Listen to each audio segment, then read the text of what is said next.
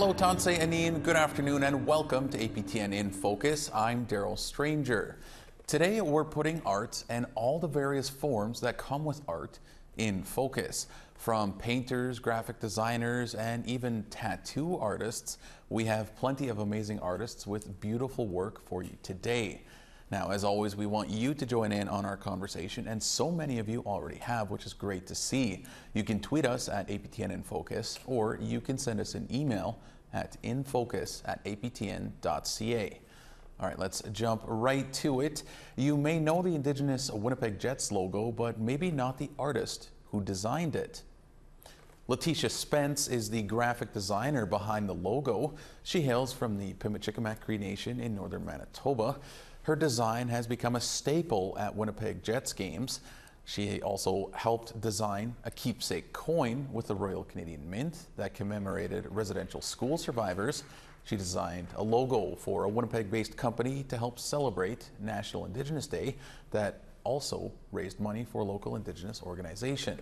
Her other designs can be found on her website, letitiaspence.ca, and she joins me now.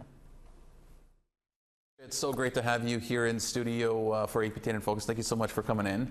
Now, I feel like I have so many questions to ask you just because I've seen your work all over the place. But I want to start simple, and maybe how did you first get into art? Like what sort of drew you to art? Was it a family member, or did you just sort of gravitate towards art, always? I think for me, I kind of got into art at a really young age through my mom and stuff like that. She kind of like really nurtured, I guess, that sort of part of me and my lifestyle. And so, yeah, like even when I was kind of in and out of reserves, because my mom was a teacher as well, I was kind of always using that also as a way to kind of cope being in those spaces. So, yeah. So what drew you to art? Like, what do you like about art so much? What sort of caught your attention right from the get-go? I think for me, it was always just about catching like a feeling or trying to illustrate feelings. Because like for me personally, especially when I was growing up, I was a really shy kid. So like, and I didn't really like talk a lot, I suppose. So I kind of used it as a way to express how I was feeling inside. So internal stuff. Well, and so we were just talking just off camera. You said you used to do painting a little bit more before, right? But you still do that on the side a little bit, but you're also digital and print. And is it hard to balance sort of all these different things, as well as graphic design, another thing? Is that sort of hard to balance all these different, I guess, genres of art? To a certain degree, yeah, I'm not gonna lie. Like I think once I started taking up like graphic design, like, cause I used to have a really heavy focus on drawing, kind of like more like hands-on type of media and stuff like that. But once I learned how to use like Illustrator, it was like, that was kind of it, so yeah. Well, can you explain the difference between, drawing something with, like you said, hands-on and as opposed to using a computer screen? Like, so what's the difference sort of there in terms of artistically or creatively? I think with paint and stuff like that, or with drawing, like it was kind of like a way to. Well, that's a really hard question. Yeah, it's a loaded question. I know. Like, why did I stop painting? Oh, I think it's just 'cause, like for me, like the way that I envision things in my head, it's a lot more easier to kind of like apply that to like a digital media and stuff like that, I think. Right. So it's a lot more easier for me to do that versus like, what my hands are capable of doing. Mm-hmm. Although that's not bad too, but. Well, do you find, is there a time when you sort of gravitate towards maybe painting and using your hands? Is there like a certain time that you would gravitate towards that? I think for me, it's like when I want to relax or just kind of like zone out for a bit, it's definitely painting. Right. Because many hours can kind of slip by as you go on, so yeah. No, for sure. And then this is, again, it could be a hard question, sort of an overall question, but what does art mean to you? And then being able to do art and do what you want with art, what does that mean to you to be able to do that? Well, for me, like in a lot of ways, just because of like how I've grown up, it's a way to survive. And it kind of always has had that kind of like facet to it. As I mentioned, like I was kind of like in and out of reservations because my mom's a teacher. So like in a lot of these spaces, like I needed that to sort of like, I guess like cope and to kind of like manage my emotions and feelings, kind of feeling isolated out there. And as I grew older, it was kind of like a way for me to carve out like kind of a path for myself, I suppose. Right. Yeah.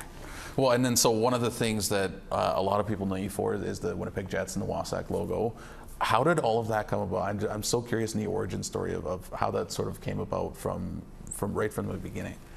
Yeah, for me, I actually worked at WASAC during their like summer sort of like internships and stuff like that. So I kind of got to know them through that way. And then I think in that following winter, they approached me with this idea to do these logos and stuff like that, because they wanted to create like this WASAC night and what it is right now, basically. And so, yeah, I got asked to go there, and I was still in school, actually. It was like finishing up. So it was like I was in their like studio, kind of working with the creative team there, right.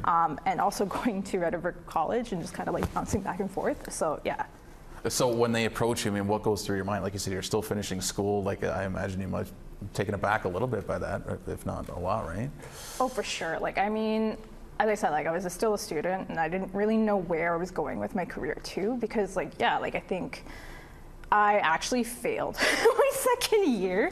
So I was there for like an additional third year just to finish that up. So I was just like, I don't know what's gonna happen with my career, what I'm gonna be doing. So when they came up to me and asked me, I didn't even really think that it was gonna be as big as it was, I suppose. Like, I mean, I knew I was gonna create it, whatever, but I thought I'd be more like in the background kind of. Right. So yeah, like this all is just very like, I don't know, it's like lightning in a bottle, to be honest, and it still kind of has that facet. So yeah, like it's really cool that people like it though. So yeah. Well, on that note, could you envision back then just how big the logo would be, and how big the night as a whole, and it seems to grow like every year. Could you envision that back then, or like what is that like for you? I mean, I thought that I knew the night itself would really resonate with a lot of like Indigenous people, just because like, yeah, we really like hockey. I don't know, my entire family's obsessed with hockey and the Jets and stuff like that. So like, I knew that part was gonna be big, and maybe to a certain extent like the logo, but like not the attention, I suppose. Yeah. So then when you see the logo, it's everywhere. People, I think, like that logo better than the logo they have. So what's that like for you to see all these logos? There's all over Canada, North America, even there's a story that someone down in Mexico had. Like, when you hear that, what's that mean to you? Oh, I don't even know how to comprehend that, to be honest. You know what I mean? Like, I just really can't comprehend the magnitude of that. So like, I don't know, for me, it's really cool, and I love that people kind of like resonate with that. And I think that's the most important thing that I wanted people to how I wanted them to react. Not that I had any expectations for how people react to my work. So yeah, I don't know. It's just really dope. Yeah. Well, I love the jersey. I think we actually have one out front in our lobby, the WASAC jersey. It's a great jersey. But when you're doing work, just in any piece you do, is there sort of an overall or underlying message that you're trying to show, or is it sort of dependent on each work? I think the way that I guess like what I'm trying to achieve with my work and stuff like that, because for me, I use honestly like my work as a way to kind of like connect to my ancestors and to kind of like envision what what their world would have looked like. And so like when I'm doing each and every piece, I'm doing heavy amounts of research and stuff like that, just to make sure that I'm kind of capturing these symbols and these like different kind of motifs in the correct way and stuff like that. So yeah, I don't know. I think I just want to kind of like showcase that part of my culture and that part of my family. And I don't know, I hope other people kind of like really vibe with that, I suppose. I don't know. Right. Well, so what's your process? You talked a little bit about the process, but I'd love to know, what's your process like when you sort of get a piece or you're commissioned to do something? Can you just sort of walk us through what your process is? Because I know every artist is different. I just love to know what yours is. Yeah, so for me, when I get a piece, obviously there's conceptualizing, but for me, and this is like the one thing that I keep telling my mom, it's like, if I wasn't doing art, I'd honestly be looking into like working on like preserving cultural historical artifacts and stuff like that, because like I really love textiles. I really love it. Like, I don't know, it's really fascinating to me. And so I love to research heavily into that and then kind of see what I can bring and what's coming up or whatever when I'm kind of working that into either illustrations or logo work, that kind of stuff. So yeah. Well, with the Jets logo aside, I mean, that's obviously a major piece and something that a lot of people really resonate with. But is there something else that you've worked on that stands out to you personally for whatever reason that might be? I think for me, I mean, there's a couple. I did one for like CBC, and that was a really special project to me because like the person that I kind of created that for his name was like Jeremy Rat, and he's Cree and Michif, and yeah, like he like commissioned me to create this like logo tile, which kind of like I don't know, sorry, hold on a minute. But yeah, like no, he kind of like described his dream to me, and the thing is like I also had a similar dream as well, so it was kind of like blending those two imageries together and stuff like that, and yeah, that was a really special one, as well as like the Henry Armstrong Awards, like because that one, I don't know, I just kind of like had it in my head and I was like, oh, so yeah, it was like Kismet. So is there, I don't know if this is a proper term, but I know there's writer's block for writers. Is there like an artist block at times for artists? Is that a real thing? For sure, the burnout is real. The burnout is definitely real. I think even just up until recently, like I kind of experienced a little bit of that. And so I kind of like took some time off just because like, you know, for example, ITAC, actually, I kind of created like an illustration piece during that period of time. And I didn't know if like, I don't know, at the time I was like, I don't like this. I don't know if what I'm doing is right or whatever. But now that I had like that time to kind of like take a step back or whatever, I was just like, it's not bad. I don't know why I was beating myself up that much, but yeah, so. Well, given everything that we've talked about so far, I mean, how important is it that Indigenous art and culture is out there in the world, and that us as Indigenous people were able to showcase a little bit of who we are through art and through these designs and through graphic design? And how important is that? I mean, visibility is really important, right? We need to see ourselves, especially like in this country in particular, where there is a lot of like racism. Let's be real. Like it's still prevalent and stuff like that. And we need to see different versions of ourselves, I suppose, or like, you know, rather than what like we've been told. Because I don't know, growing up, like being Indigenous wasn't cool at that time. Being Indigenous wasn't like something that you could be loud and proud about. Like, and so, yeah, like I think it's very important for us to kind of like have our voices be heard and have us be visible and stuff like that. Just because, like, yeah, there was a time where, like, my parents still talk about like what they experienced as children and stuff like that, and it's really awful. So, yeah, I think it's very important. And that's really well said, by the way, and are you able to share with us maybe a project or two you got coming up that might be in the works in the next few weeks or months here? Publicly, I don't know if there's anything that you can share publicly or not, but I mean, publicly, not really. Okay, all right. Yeah. But there is stuff coming up, but yeah. So is it is most of your work now graphic design? Is that sort of your niche right now? Is that? Yes. So what's that? I know I'd asked about what the graphic design versus all this other, you know, genres were, but primarily graphic design. I mean, what's that sort of like to do that sort of full time now? I think, what is it like to do it full time? For me, like, I don't know. It's just, I mean, it's cool that I get to do something that I love doing for work. Do you know what I mean? But it's also cool to kind of explore different ways that you can like play around with imagery and visuals and stuff like that through computer. So I suppose like that would be my answer. Like, well, yeah. And I can't let you go without asking you about if you have any advice for any other Indigenous artists, or maybe other Indigenous youth and people that are like, hey, like, you know, I feel like I'm artsy, I feel like I'm creative, I draw all the time, or, I mean, there's graphic design, like there's so many different things. Is there any advice on maybe what somebody could do or how to get started and maybe making a career out of it? Any advice? I mean, I have so much to say, but I'm trying to figure out a way to just kind of like condense it into 1 or 2 sentences. But like basically, yeah, like I don't know, I just would love to see like more Indigenous graphic designers out there. And the thing is, like, I am seeing that now, which is great. Like I'm always kind of like looking for like multiple people to kind of like add to my list of people to also recommend out, right? And stuff like that. Cause yeah, like there is like a huge like uptick in interest for Indigenous graphic designers and artists. And so, yeah, like I suppose some advice. Ooh, sorry, I'm trying to think. I'm like, what is good advice? Like, I don't know, just get out there, like network with people, like that's pretty much it. And that's kind of like how I was able to kind of like wedge my toes in there, you know, was to just really like Right, yeah. elbow my way in there. So like, sure, yeah, I advise the same thing. It's just like, just get out there and don't be afraid. So yeah. Well, that's really good advice, Letitia, and we certainly appreciate you coming in. Like I said, it's always great to chat with people in person. So we really appreciate it, and your work is just magnificent. So I want to say thank you, Miigwech, to you for coming in and joining us here on APTN InFocus. Yeah, for sure. Thank you so much.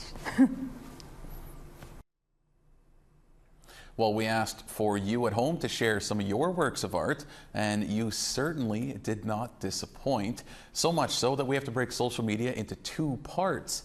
Our social media editor, Jesse Andrushko, joins us now with work from you submitted to us. Thank you, Daryl. We put out a call for all the artists in our audience to submit their work, and wow, what a response. It was hard to narrow it down, but here's some of our favorites. Karen Notaki's Barnes from Three Sisters Design shared these walleye fish leather ramps on home tan deer hide moccasins. She says she tanned both the fish and deer leather, and they were gifted to her partner who had caught the walleye spearfishing and deer last hunting season. Beautiful, awesome work.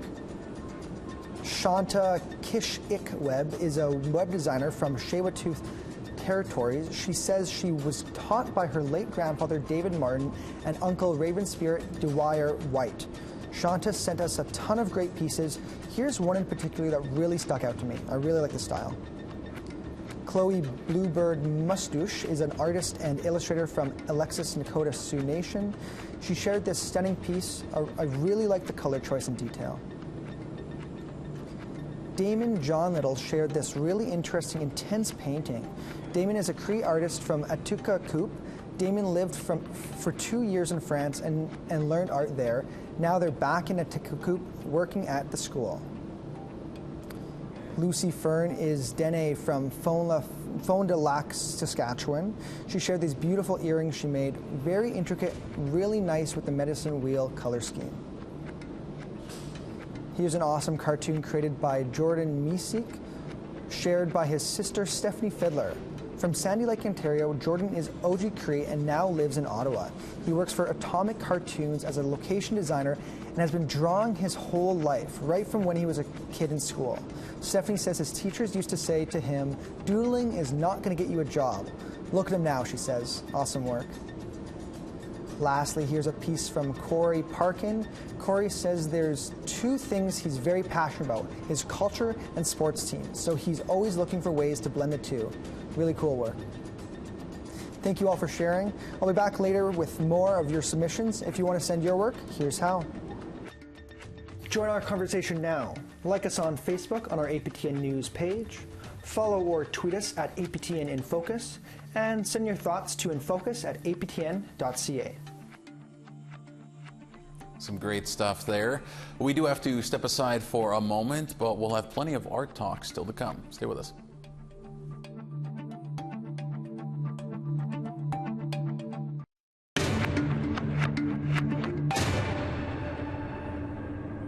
Welcome back to APTN in Focus. Let's go back to social media now with our social media editor, Jesse Andrushko, to see more of what you, the audience, submitted. Thanks, Daryl. We made a call for art and our audience responded. Let's take a look at some more submissions. First, from 13-year-old Sage Harrington. She painted this in her grade 7 art class in Ganawage Mohawk Territory. Sage got her friends to put their handprints on it in red. Really impactful piece. Bethany McKay is a Dakota artist and designer from Sioux Valley, Dakota Nation. She does both traditional and digital art, specializing in painting and graphic design. Bethany says through art, she's maintained her connection to Dakota culture.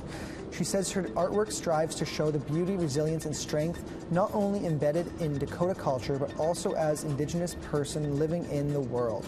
Beautiful work, Bethany. Haley George is a Wet'suwet'en artist. Haley says she is sure to learn and share her language, culture, history, and make sure that her Facebook followers know the real truth about those schools and Canadian history. This piece is from her Gardens of the Universe line, where she uses 2 hoops and beads of a flower onto the smaller hoop, all done in spruce grouse colors. Really well done. Here's a painting from Johnny Bovin titled Etikamu, which means caribou path in Innu Amin. Johnny created this art piece after a trip to Pessamit with a group of land guardians where he says he received teachings on the caribou. Johnny is a proud Innu. The caribou is very close to our culture and identity. Beautiful work. Jenna Mallet is a Winnipeg-based artist from Fisher River Cree Nation who currently is working at Odin's Eye Tattoo and Piercing on Portage Avenue.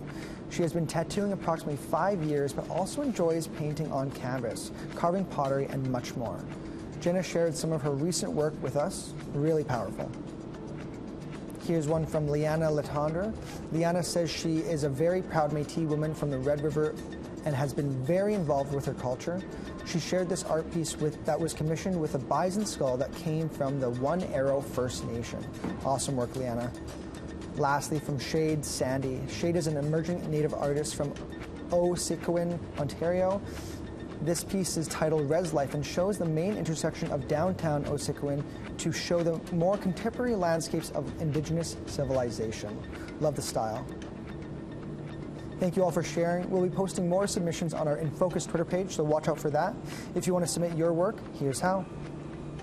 Join our conversation now. Like us on Facebook on our APTN News page. Follow or tweet us at APTN InFocus, and send your thoughts to infocus@aptn.ca. Again, absolutely fantastic work submitted by everyone. Well, let's keep this thing going, and our next guest joining us today is Jean Bushkagan from Thunder Bay, Ontario. Jean specializes in portrait works with a focus on using colored pencil. Jean, thanks so much for joining us here on APTN InFocus. I want to start off the interview by just asking you about how you sort of got started doing your art, or was it something you've just always done and it progressed as you got older? Well, when I was a kid, I used to live with the Johnsons on my First Nation, and they kind of like got me. One of the family members was really good at drawing and painting, and he like kind of got me started a little bit. But it wasn't until high school until I started really getting good. People started noticing, and then from then on, I continued, you know. So what is it about doing portraits? I know you do a lot of portraits. What is it about those that you enjoy doing so much? You get to learn a lot of stories. Like I'm a people person, and I hear everybody's stories. And there's of course in Native country, there's a lot of sad stories, and just the stories are the best, you know. And you're just meeting the people, and but of course there's a monetary side to it too, of course. And I've noticed you use colored pencil a lot as well. Do you exclusively use colored pencil, or do you use other stuff as well? I tell my customers who hire me for the commissions that it's going to be a colored pencil drawing, but I do acrylic. I put acrylic in there a little bit, so it's like mixed media, and it turns out great. So why colored pencil specifically? It's just a medium, like you could. It's like working with a pen. You could just do anything fine point. It's just so much easier. So when did you sort of make that distinction of, hey, like I'm going to start doing colored pencils a little bit more? Like I tried acrylics and just by itself, and I did watercolor, and sometimes it just seems messy to me. And the pencils I could just hold right in my hand, you know, and just communicate what I want and put it right on paper. It's perfect for me. Now, Jean, this question might seem like a sort of an overall question, but what does art mean to you in being able to do art? It's a freedom, and you know, you get to express yourself and put it on paper and your feelings, and because you love your people, you love your culture, you love everything about it, and you want to show the world, you know, and you're expressing yourself basically, and it's a freedom. Mm-hmm. And at what point, Jean, was there sort of the thinking that, hey, I can start doing, you know, my drawings and my art sort of on a more regular basis and start making a career out of this? At what point was that distinction made? It was like maybe 5-6 years ago. I wanted to do, in the beginning, I wanted to do my art, and I would hope people would buy it, and you know, it wasn't happening because I was not a social person back then, but now I am, and then the commissions just started rolling in as soon as I put my face on social media. That's what the people want. They want to know who's creating the artwork. Right. For sure. And is there a message or a takeaway from your art that you try to do, or is it maybe dependent on whatever the piece is? I think everybody that sees my artwork, they just fall in love with it, and they can see culture from the beginning, and that's what I'm trying to push across, and it's just everybody's loving it. Well, how important is that culture aspect to you, and to make sure that the culture does come across when you're doing an art piece? Well, when my mom raised us, and she tried to be traditional with us, and but we're in the city, of course, so there's only so much you can do, and it's everything for you want to. Culture is everything for you. It's from the heart, Mm-hmm. And when you're working on an art piece, Gene, is it hard to work on a piece for a little bit and then end up giving that to someone else, or having somebody else buy that piece? Do you get attached to them at all, or is it just? Oh yeah, yeah. Especially the ones that I do for myself, and you don't want to say it, but they're your babies. You're giving them away. You put time and effort into this piece, and here I'm something. Now I got to mail it off to California or whatever. Are there any pieces that you won't sell that you have in your personal collection? Oh, I did some drawings of the family members, and of course, nobody's going to want to buy that anyways. Okay, I see. And do you teach at all? Like, are you offering any sort of on the side lessons for somebody who might want to learn how to even just color pencil, or you said you do some acrylics? Do you teach at all? No, not really. I've had some people ask me, but I don't know. I got a daytime job, and I don't know. I just haven't. Would that be something that maybe down the road you would be interested in doing? Yeah. That'd be really neat. Well, and so also, Gene, what does it mean to you to have people reaching out to you and they want a piece from you? What does that mean to you? It's really uplifting. It's life changing. Because I've been sober like 11 years now, and now it's a 360-degree thing that life changing.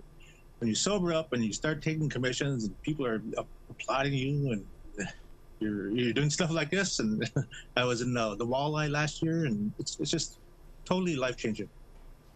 Well, and so are you able to share with us? Are you working on any big pieces coming up, or are you just sort of keeping on with? Yeah. I just finished one up last night, and it's a drawing of Christina Restoul. She's a jingle dress dancer from down by Toronto area, and I'll be posting it online in a few days here. I'm just waiting for good weather. Okay, and so are you able to share maybe how long that piece took that you worked on? It took me like a week, but there's a couple of commissions in the way, and I just concentrate on the commissions. Then I'll go back to my piece. Right. Okay. I'm sure every artist is the same. Mm-hmm. Well, can you sort of explain how the process works? I'm always fascinated because every artist has their own sort of process. But what's your process sort of like? Like how, from the time somebody reaches out to you, how long does it take for a piece to be done, and then get that piece shipped to whoever got that piece? I try to make it as smooth as possible for every customer. Like they'll contact me on Messenger or on Facebook, and they want to know my prices and the sizes, and then once I take care of that, and then they send me the photo, and then I tell them in the messenger that 4 to 6 days, because I got kids. I gotta take care of my kids after work, and then I get the paint after that or draw. Oops, so sorry. Hi. Well, then that's kind of, you led into my next question, is how can somebody get a hold of you if they want you to do a work of art? Oh, just through Facebook or Messenger. So sorry about that. No, that's all right. So Facebook Messenger is the easiest way to get a hold of you if they want something? Yes. And then if, is there anything that you might not do right now that you'd be looking to do sort of in the future when it comes to art? No. I'm open to all commissions, and I do my own stuff. I have a big selection if anybody's interested in looking at my stuff. Well, Gene, your work is just phenomenal. I've seen it all over social media. It's really great stuff. Yeah. And I do want to say thank you, Miigwech, so much for coming on. We'll leave our interview there, but wishing you nothing but the best moving forward here with your pieces. Thank you. Nice to meet you. Ojibwe artist Jackie Travers is seeing her fabric designs being snapped up across Turtle Island. APTN Sav Jones went to her studio to see where she comes up with her beautiful ideas. Yellow, turquoise, and even lavender are some of the bright colors adorned with floral motifs in a new fabric line designed by Jackie Travers. Aptly named Ojibwe Florals, Travers has a strong vision for their use. Ribbon skirts, of course, exactly, and ribbon shirts and star blankets and little dresses for little girls, shirts for boys. I want to see Indigenous people wearing them. Born and raised in Winnipeg, the multidisciplined Ojibwe artist from Lake St. Martin First Nation is well known for her bold, colorful paintings. But she says designing fabrics has always been her dream. I've been wanting to do fabrics for like 10 years. When I was a kid, I wanted to be a designer, right? And that just never happened for me. I kind of shifted towards being a painter. I wanted to be an artist after that. Painting led her to a fine arts education, where her style and culture wasn't always respected. But she says that's how she knew she was doing something right. Art school, just before I graduated, they hated them. Oh, yeah. At my critiques, they put them down, they just didn't, and I was like, I'm on to something.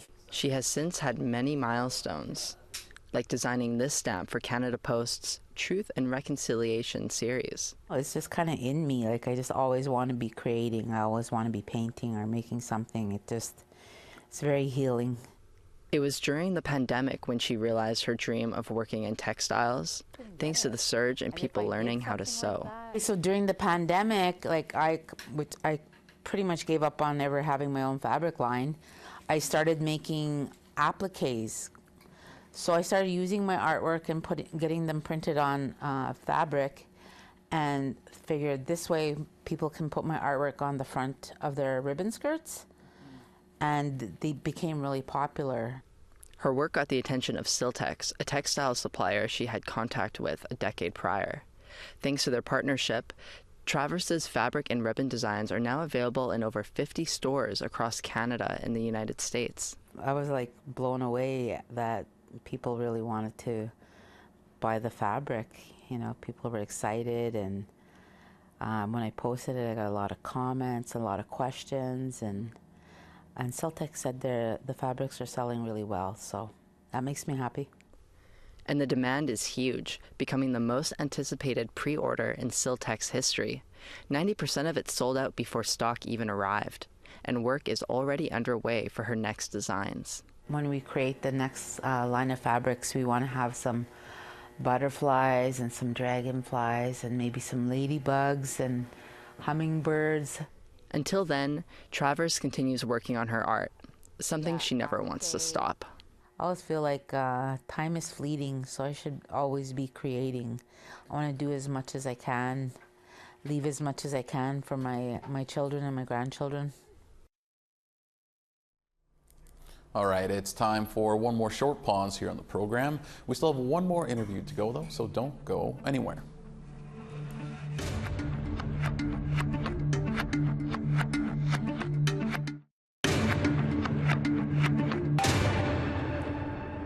Welcome back to APTN InFocus. A Mi'kmaq artist in Newfoundland is reviving a largely forgotten tradition.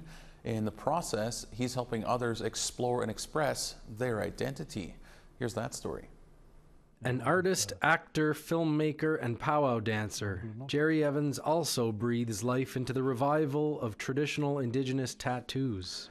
I mean, there's only two visual documents, visual documentations of our people's tradition of body tattooing. Since the mid-1980s, Evans has been using art to speak to his ancestry. Like many in Newfoundland, the attempted assimilation of Mi'kmaq people and erasure of Mi'kmaq culture had a profound impact on him and his family. You know, my artwork for me became a means to learn about who I was, who my family is, who our people are here in this place. Last summer, Evans was selected as one of 6 Indigenous artists for the collective's tattoo training residency in Kelowna. Now he's inking friends in the basement of his home in St. John's, including people from Inuit, Mi'kmaq, and Métis communities. Today it's his friend, Stephen George, who already has a tattoo of his great-grandmother Teresa on his left arm, and on his right, a tattoo of his great-grandfather, Tom George. I wanted something to connect the 2 ancestors on either arm. And what Jerry's doing now is really, I'd call it Dam Goog, which is Mi'kmaq for Newfoundland, land over the water. Evans and George were both denied Indian status and membership under the Halibut Mi'kmaq Band, but they say status is not what defines them as Mi'kmaq people. For Evans, the tattooing and its importance to him and others isn't something Canada can measure in defining Indigenous people. It's part of not just me reclaiming something that was denied our family, but it's something that was denied here in this place for most of our people. And it's a way to reclaim our traditions, our power, and I'm honored to have, to be able to do this. I'm doing this as with a purpose, to help bring back our power. And joining us now is the man from the story, Jerry Evans. Well, Jerry, thank you so much for being here today. It's an absolute pleasure to be able to speak with you.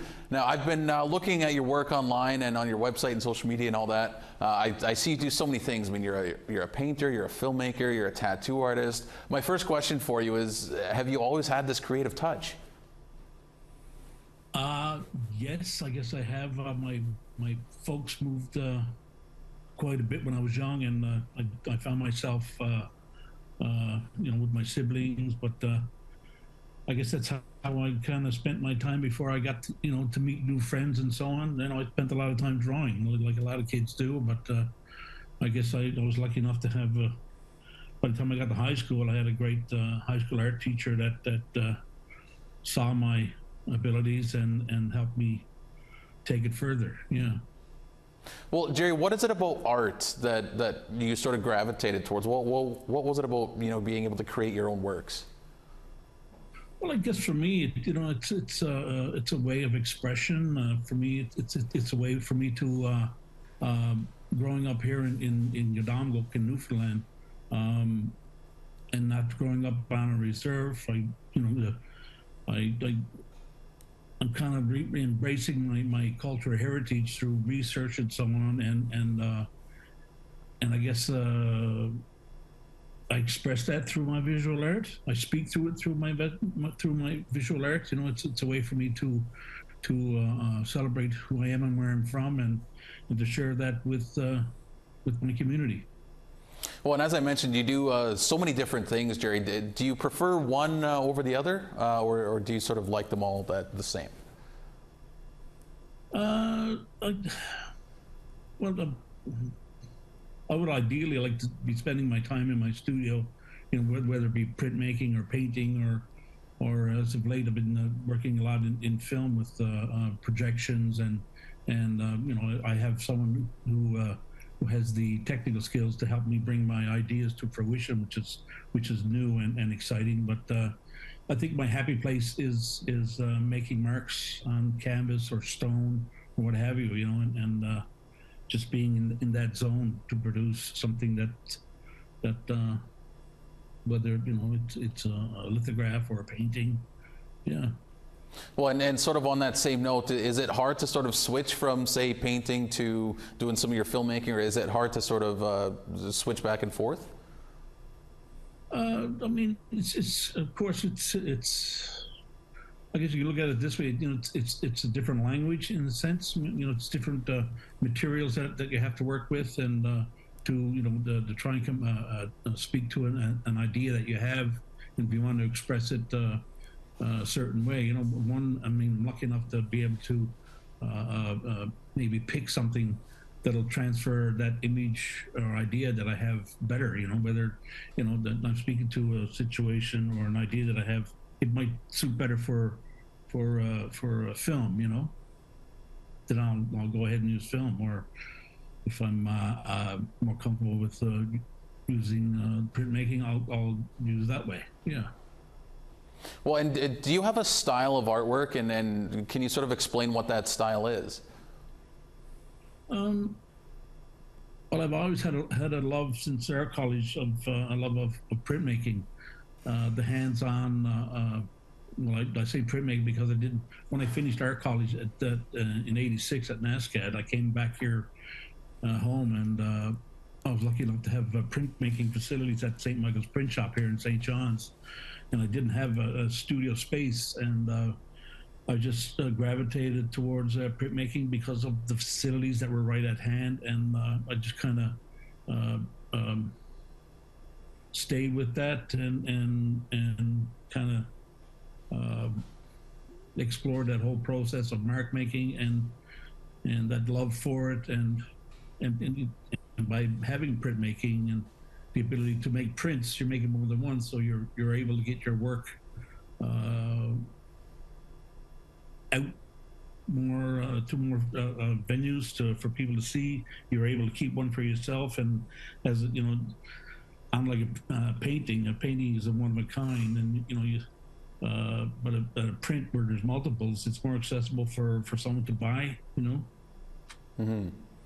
Well, and Jerry, as I mentioned, you're also a tattoo artist, so I have to ask. I mean, how did that sort of come about, and when did you realize, like, hey, like, A, I want to do this, and B, I kind of have a knack for doing some traditional tattoos?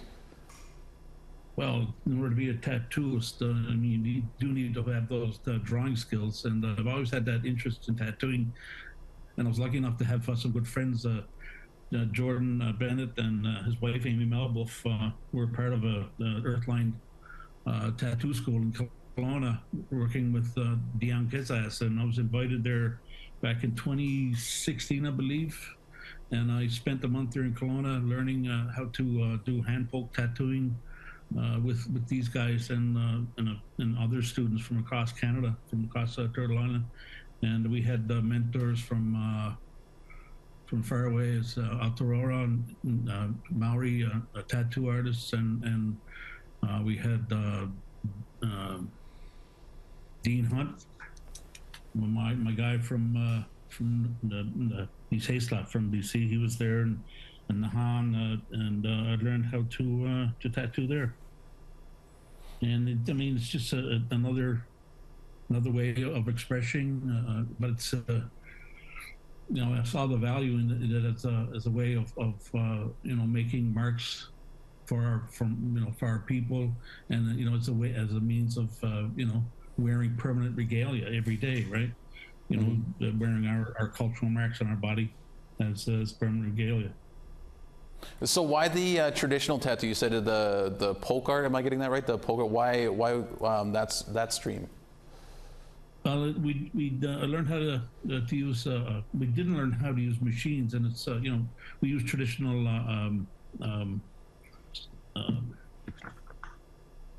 industry needles and ink. Tried and tested. Tattooing inks and needles, and but it's all done by hand. It's one poke at a time, and leaves that deposit of ink. Whereas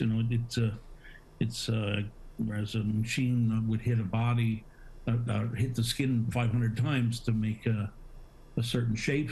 We do it by hand maybe 50 times. So you have that kind of pixelating image that encompasses a certain shape. But it's you can look at a hand poke tattoo and know that it's a hand poke rather than a machine for the most part. Well, it's sort of on that similar line of questioning here, Jerry. How important is it to be able to express your culture through art, whether that be through tattooing or through printmaking or through painting, and all of the different? How important is it to be able to express your culture through art? Well, for me, it was a way for me to learn about my heritage and my culture and our material culture, our mark making, and I reference our material culture and our sacred objects in my art making, and it's a way for me to celebrate who I am and where I come from, and to share it with the people, with the community, and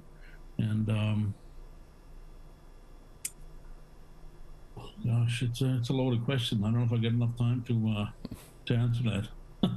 But it's important for me to, embrace who I am and where I come from, and I share that with those who are also from here. Mm-hmm. Well, I got another loaded question for you here, so I apologize ahead of time, but this is sort of an overall question, and why is it important to showcase Indigenous art and Indigenous culture to the rest of the world in these various mediums? Well, I can only speak for myself. I mean, this being most likely the first place of contact in North America, I mean, we survived colonialism and the encroachment of Europeans here for so long, and it's when I think about it, it's amazing that we are still here, but we've lost so much, and it's important for artists and writers and storytellers to keep our culture alive, and if I could do just that one little bit of helping retain and speak to who I am and where I'm from, and maintain that, I mean, that's I've done a good thing, I think. Mm. That's really well said, absolutely. And Jerry, are you able to share with us any projects you're currently working on, whether that be through film or any big productions coming out of printmaking or painting or anything like that? Or are you able to share what you're working on? Currently, I've got a few things on the go. I finished an hour ago working on a film set. I just started last week working on about a 6-week project of a feature film called Silent Planet. It's a sci-fi film, and we're building a spaceship out of plywood and 2x4s and so on. And it's my job to make the exterior look like copper. That's as far as I'll take it, but we're still developing that whole servicing of the spaceship. I have a solo show here at the Provincial Gallery, which is kind of a retrospective. On May 26th is the opening. I have some work at the Bonavista Biennale this coming August. I have a new projection for that Biennale, and I'm moving out of the city. My wife and I and our kids are grown up now. We're building a house in Mi'kmaq First Nation, and we're looking forward to getting out of the city and getting back to the country, and I get back to my visual art full time. So yeah, I got a few things on the go. I would say so, for sure. Yeah, that all sounds super intriguing, especially with the sci-fi and the move. So best of luck on the move there. But Jerry, if somebody wanted to get in contact with you, or they wanted one of your works or something like that, how do they go about getting in touch with you? They can check out my website. There's some contact information there. They can check out the IOTA Institute. I don't just Google that, IOTA Institute. They represent me. They're in Halifax. They carry my work there, but just reach out to me. Well, Jerry, we certainly appreciate your time, and everything that you do is just wonderful pieces of work. From everything that you do, it's just absolutely fantastic. So I wanted to say thank you, Miigwech, to you for coming on our show and sharing a little bit of what you do, and it's just super breathtaking, a lot of the stuff. So thank you so much.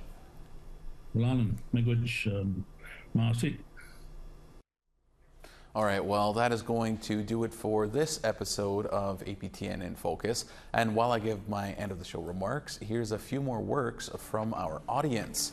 We only have 2 more episodes to go before the end of the season for APTN in Focus.